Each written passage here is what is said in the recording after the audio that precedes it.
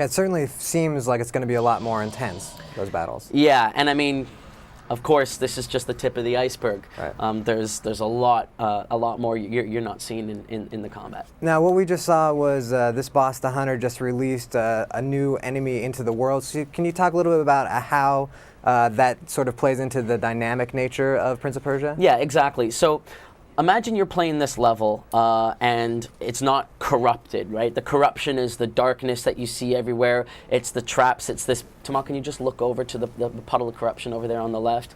It's these large sort of puddles of inert goo, if you will, that are on the walls. And it's also the material that makes up the enemies that you fight. So if you weren't playing with any of this corruption, your only challenge in this sequence would be the acrobatic pathway. Do you know which moves to do? When can you find your way through?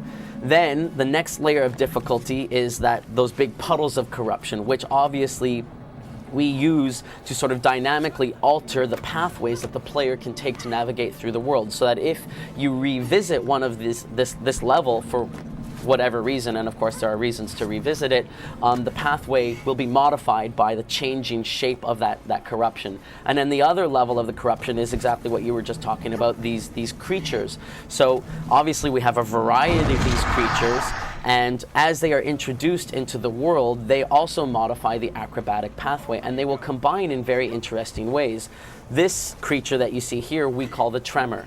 What happens with the Tremor is if you die, the Tremor kind of swallows you and tries to suck you into the wall, and right before you do, Elika will grab you and save you and bring you back. Now imagine if there was another creature that sort of combined with this to create a different difficulty, a different acrobatic challenge in this level, or yet another one, and they all combine in interesting and different ways.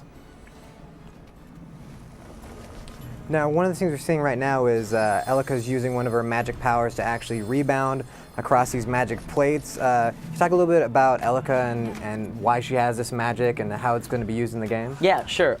So Elika actually discovers these magic powers at the beginning of the game, and they're sort of new to her. She doesn't recognize where these powers came from. So that's also kind of something fun that we get to play with, is her kind of coming to terms with these new magical abilities. And we've unlocked, for the sake of this demo, one of those magic powers, the rebound power that you were talking about. And there are others in the game, and the player chooses which power to unlock. It's all up to them.